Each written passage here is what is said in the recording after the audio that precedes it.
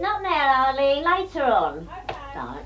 Mrs. Gladden, do you like being surrounded by your family like this with your Yes, daughters well, always calling out? Yes, well, I've had so many years now. I mean, they've always been there, and I love them around with me. Well, how do they come to be living almost next door Well, and right on the top of you? The place was so very hard to get. The first one said, "Mum, do you think that your landlord will give me a place?" And I said, "I'll ask him." And I asked him, and then it's been like eventually the old They've all come five together. out of the six of them I've got places for. But don't you find it a bit awkward now and again? Because after all families have squabbles occasionally. Don't you get dragged into them? No, I've never been yet, so I just don't take the note. I don't interfere with their business at all. I think to myself, well, they get over their troubles better without me. But don't they bring some of the troubles to you? They do, but I just take the notice of them and just put them right and think to myself, well, you'll get over it. My son-in-law's come in and told me some troubles about them. What do you think of Violet today?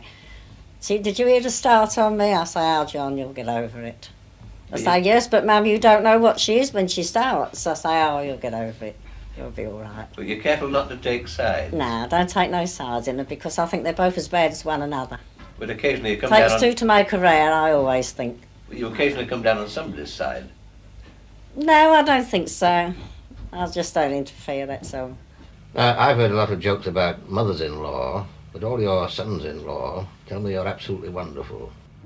They come in to me now and again and say, now, which is the best son-in-law now, do you think? Of course, it causes a joke. But when they come in here, sometimes they come in here, about three of them, and it's tea time of a Sunday, and we laugh here, and my husband tells me all the tales about years ago, and it's a scream here of a Sunday afternoon. Well, now that all your daughters are grown, they're married and got children of their own, do they still come and ask your advice, or do they like to stand on their own feet?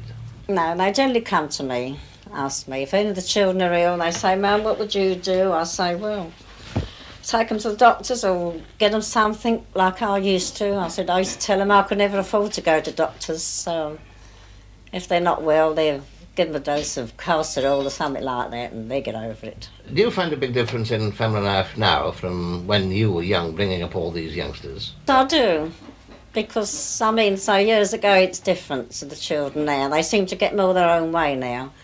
They used to get their own way in a lot of things, but I used to get, like of a dinner time, and they'd come home to dinner, I used to get what I thought get, and they used to sit down and eat it. Well, now, sometimes they say, what would you like to do? What would you like for dinner today? And I say, don't ask them, Violet, get it. They'll eat it. They say, no, they won't, Mum. I say, well, you shouldn't bring them up like that, should you? You should just get it like I used to. They'll eat it just the same. So whose way is right, do you think? Well, they think theirs are, I think mine is.